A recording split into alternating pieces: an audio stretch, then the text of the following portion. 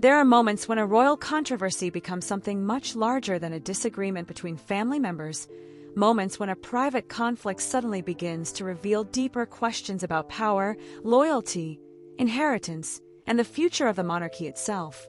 This is one of those moments, because behind the walls of Balmoral Castle, a place forever linked to Queen Elizabeth II, a dispute has emerged that palace insiders never expected to reach public attention, and the implications stretch far beyond a simple disagreement over access to royal property. For generations, Balmoral Castle has represented something unique within the British royal family. Unlike Buckingham Palace, unlike the grand ceremonial locations associated with state occasions, Balmoral has always existed as something deeply personal. Balmoral was where Queen Elizabeth II escaped the machinery of royal life. Balmoral was where Prince William spent childhood summers. Balmoral was where Catherine, Princess of Wales, experienced some of the most private moments of royal family life. And most importantly, Balmoral was the place where Queen Elizabeth II spent her final days. So when questions began emerging about who had access to Balmoral after Queen Elizabeth II passing, palace observers immediately understood that this situation carried extraordinary sensitivity. This was never simply about property. This was about legacy. This was about respect. This was about whether the unwritten rules that have governed the royal family for generations still carried meaning in a rapidly changing monarchy. But here is where the story becomes even more intriguing. Reports suggest that concerns began circulating within royal circles after unusual activity was allegedly noticed on the estate. Staff members familiar with the routines of Balmoral reportedly observed irregularities that did not fit the carefully controlled patterns normally associated with one of the most protected royal residences in Britain. At first, those concerns appeared minor. Yet as more information allegedly surfaced, questions began multiplying rather than disappearing. And that raises an important question for viewers. If Balmoral represents one of the most sacred spaces in royal family history, why would anyone risk crossing boundaries that have existed for generations? The answer may lie in something far more complicated than a misunderstanding. According to reports discussed within royal commentary circles, the controversy eventually became connected to the Queen Consort's son, a figure who occupies an unusual position within the royal orbit. Close enough to experience royal privilege, yet outside the formal structure of working royal responsibilities, the position created a situation that some observers believe blurred the lines between familiarity and authority. For many palace insiders, that distinction matters enormously, because the modern monarchy operates through rules that are often unwritten but universally understood. Prince William understands those rules. King Charles III understands those rules. Catherine, Princess of Wales, understands those rules. Even Prince Harry and Meghan Markle, despite years of royal drama and public disagreements, understood that access to royal spaces traditionally depends upon permission, protocol, and respect for established boundaries. Yet reports suggest that those boundaries may have been tested. What makes this situation particularly fascinating is not simply the allegation itself, but the reaction it reportedly triggered from one member of the royal family who has spent decades building a reputation for discipline, loyalty, and unwavering commitment to duty. Princess, and has never cultivated celebrity status. Princess, and has never chased headlines. Yet throughout decades of royal service, Princess, and has earned something arguably more valuable than popularity. Princess, and has earned credibility. And when individuals known for restraint finally decide to act, people tend to pay attention. Palace insiders have long described Princess, and as one of the hardest working members of the royal family, a royal whose commitment to Queen Elizabeth II values remained remarkably consistent throughout changing eras, changing governments, and changing public attitudes toward the monarchy. That reputation explains why reports of Princess Anne's response immediately generated intense interest among royal watchers. Because this was not merely about an estate. This was about protecting something that represented Queen Elizabeth II herself. Think about that for a moment. For Princess Anne, Balmoral is not simply a castle in Scotland. Balmoral is a collection of memories stretching back decades. Balmoral is childhood. Balmoral is family. Balmoral is Queen Elizabeth II walking across Highland landscapes, creating traditions that shaped generations of royals. And after Queen Elizabeth II passing, Balmoral became something even more powerful. Balmoral became a symbol of remembrance. So what happens when someone is perceived to have crossed a line involving that symbol? That is where everything begins to change. Because as reports continued circulating and details allegedly became clearer, what initially appeared to be a private royal disagreement reportedly evolved into something much more serious. Palace advisors were suddenly facing questions that touched not only on Balmoral itself, but on authority, accountability, and who ultimately decides where the boundaries of royal privilege begin and end. And as this controversy continued developing behind palace walls, another question started emerging, one that would eventually place King Charles III, Princess Anne, and the wider royal family in an increasingly uncomfortable position. Because if protecting Balmoral meant confronting someone connected to the Queen Consort, how far would Princess Anne be willing to go to defend what Queen Elizabeth II left behind? That question would soon push the story into territory the monarchy rarely allows the public to see. Before we continue, if you enjoy royal family documentaries that explore the deeper stories behind the headlines, take a moment to subscribe to the channel, because what happened next transformed a private royal dispute into a battle that palace insiders reportedly never expected to become public. The deeper palace officials reportedly examined the situation, the more difficult it became to dismiss the controversy as a simple misunderstanding. Balmoral Castle was never designed to function like an ordinary private residence where family members could come and go according to personal preference.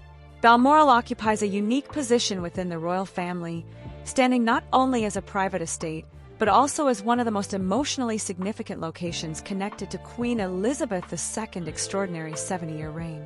That distinction is what made the developing controversy so sensitive. Reports suggest that estate personnel began compiling information regarding visits, access records, and activity connected to areas of Balmoral that traditionally operate under strict oversight. What initially appeared to be isolated concerns reportedly evolved into a broader review of who had entered the estate, under what authority those visits occurred, and whether established protocols had been properly followed. For palace insiders, the implications were immediately obvious. If exceptions could be made for one individual because of family connections, then what prevented similar expectations from emerging elsewhere within the wider royal network? The British monarchy depends heavily upon boundaries, many of which remain unwritten but universally understood by those closest to the institution. King Charles III understands those boundaries. Prince William, the future king, understands those boundaries. Catherine, Princess of Wales, understands those boundaries. The system survives because everyone understands where personal privilege ends and institutional responsibility begins. Yet reports suggest that Princess Anne increasingly viewed the situation through a different lens than some palace advisors. Rather than focusing primarily on avoiding public embarrassment, Princess Anne reportedly focused on what the controversy represented. To Princess Anne, this was not merely a dispute involving access to Balmoral. This was a test of whether Queen Elizabeth II's wishes, traditions, and legacy would continue receiving the same level of protection after her passing. And that created a serious dilemma. Some royal observers believe palace officials would have preferred a quiet resolution conducted entirely behind closed doors. After all, the monarchy traditionally avoids public family confrontations whenever possible. The institution thrives on stability, discretion, and carefully managed appearances. Public legal disputes involving individuals connected to the royal family create headlines that Buckingham Palace generally works very hard to prevent. But what happens when protecting appearances begins to conflict with protecting principles? That question reportedly became increasingly difficult to ignore. As more details allegedly reached senior figures within the royal household, Princess Anne's position appears to have hardened rather than softened. Sources suggest Princess Anne believed that failing to respond decisively could send a message that certain individuals operated under different standards than everyone else. For a royal who has spent decades championing duty, accountability, and responsibility, that possibility may have been impossible to accept. And as tensions quietly escalated behind palace walls, another reality was becoming impossible to avoid. Because any action taken against someone connected to Queen Camilla would inevitably place King Charles III in an extraordinarily uncomfortable position, creating a situation that threatened to test family relationships, royal authority, and institutional loyalty all at the same time.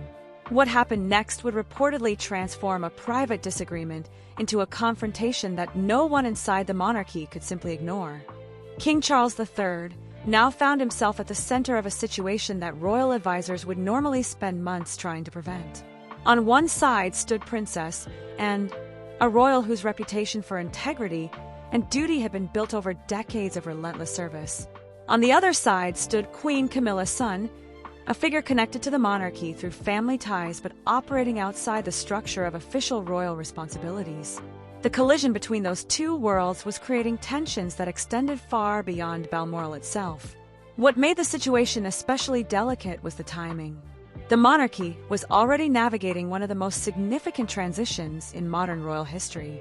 Following the death of Queen Elizabeth II, King Charles III inherited not only the throne, but also the immense responsibility of preserving public confidence in an institution facing constant scrutiny. At the same time, Prince William, the future king, was assuming a more visible leadership role, while Catherine, Princess of Wales, remained one of the monarchy's most trusted and admired public figures. Every decision carried additional weight because the public was closely watching how the royal family managed authority during this new era. That is why reports surrounding Balmoral attracted so much attention. According to royal commentators, the issue was never simply about who entered a property. The larger concern centered on entitlement.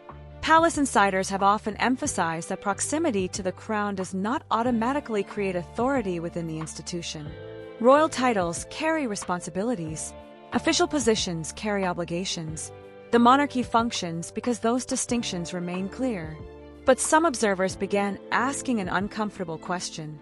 Had certain individuals become so accustomed to royal access that they no longer recognized where the limits existed? That question reportedly became impossible to ignore as discussions continued behind closed palace doors. While King Charles III was said to be attempting to maintain stability, Princess Anne reportedly remained focused on accountability.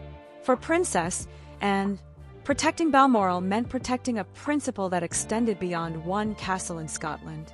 The principle was simple but powerful: rules must apply equally to everyone, regardless of family connections. And that principle resonated with many royal watchers. Throughout the years, Princess Anne has earned respect precisely because Princess Anne rarely appears motivated by personal ambition. Unlike many public figures who carefully cultivate headlines, Princess Anne built a reputation through consistency. When Princess Anne speaks, people listen because Princess Anne has spent decades proving that duty comes before convenience. That reputation added enormous significance to every reported development. Meanwhile, palace insiders were reportedly becoming increasingly concerned about the wider consequences. If the dispute continued escalating, media attention would inevitably intensify. Questions would emerge about Queen Camilla, about King Charles III, and about how the monarchy handles sensitive internal conflicts. What began as a private controversy was steadily transforming into a story about authority, loyalty, and the future direction of the royal family itself. And just when many believed the matter could still be resolved quietly, reports suggest events took another dramatic turn. Because Princess Anne had reportedly reached a conclusion that would change the entire trajectory of the dispute, a decision that signaled this controversy was no longer simply a family disagreement, but a matter that could carry consequences far beyond the walls of Balmoral Castle. By the time the controversy reached this stage, the atmosphere surrounding the dispute had reportedly changed completely. What had once been viewed by some palace figures as an uncomfortable internal issue was now being discussed as a matter with long-term implications for the monarchy itself. The focus was no longer solely on Balmoral Castle. The focus had shifted toward a much larger question: who ultimately defines the limits of royal privilege in the reign of King Charles III? For Princess Anne, the answer appeared increasingly clear. Sources and royal commentators suggest that Princess Anne viewed the situation through the lens of institutional responsibility rather than family emotion. Throughout Princess Anne's life, duty has consistently outweighed personal comfort. Princess Anne witnessed the pressures faced by Queen Elizabeth II. Princess Anne observed firsthand how carefully the late monarch protected both the public image and private traditions of the royal family. Those experiences shaped a royal figure who places enormous importance on accountability, particularly when cherished institutions are involved. That perspective helps explain why reports indicate Princess and was unwilling to simply move on. To many observers, Balmoral represented far more than a historic estate. Balmoral was the place where Queen Elizabeth II spent some of the happiest periods of royal life. Balmoral was where Prince William and Prince Harry experienced a version of family life away from cameras.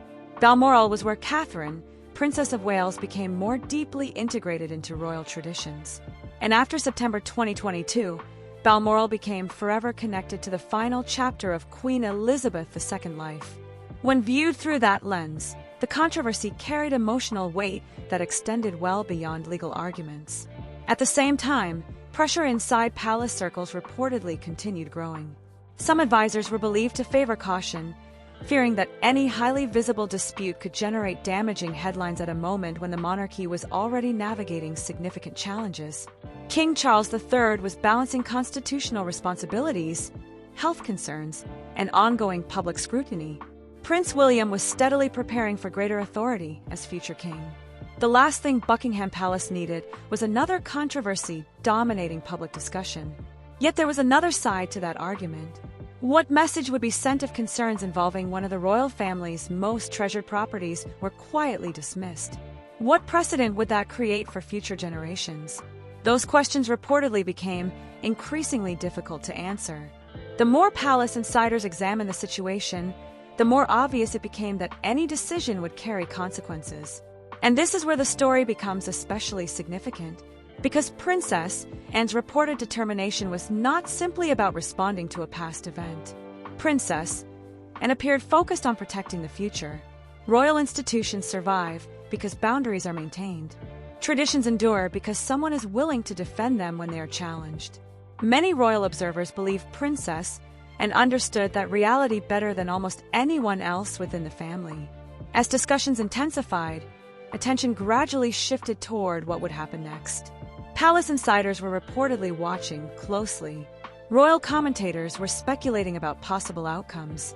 Even those who rarely follow royal drama began paying attention because the dispute now touched fundamental questions about authority, respect, and legacy.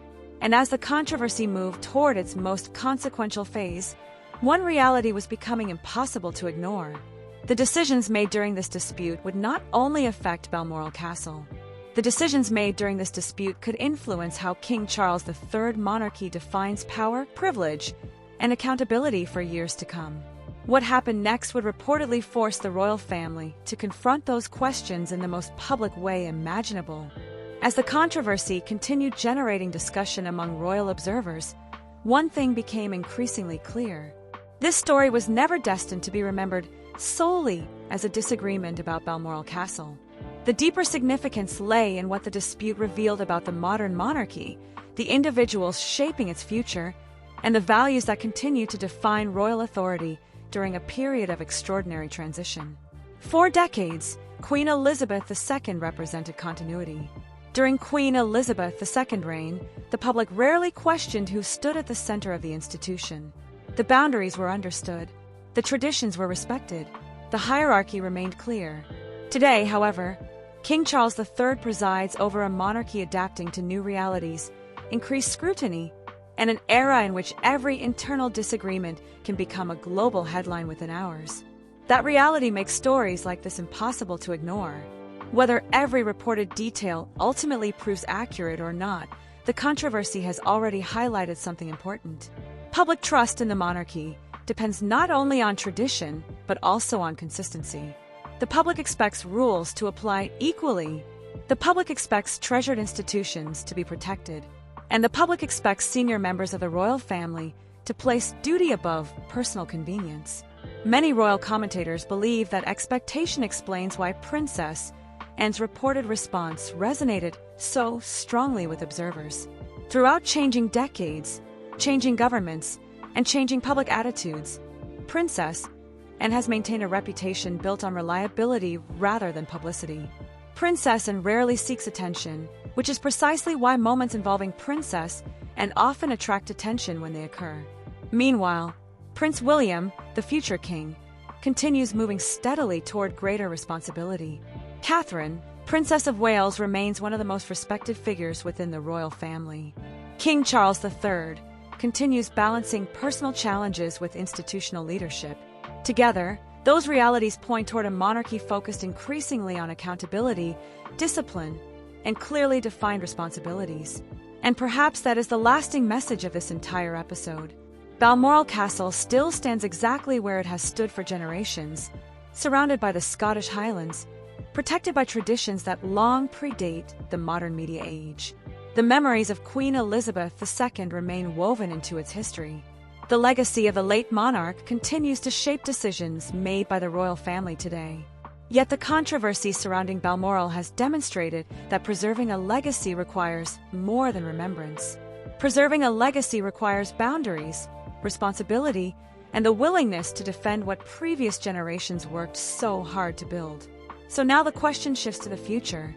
As King Charles III continues defining his reign, as Prince William prepares for the responsibilities that await a future king, and as Catherine, Princess of Wales, helps shape the next chapter of the monarchy, what lessons will ultimately be taken from this controversy?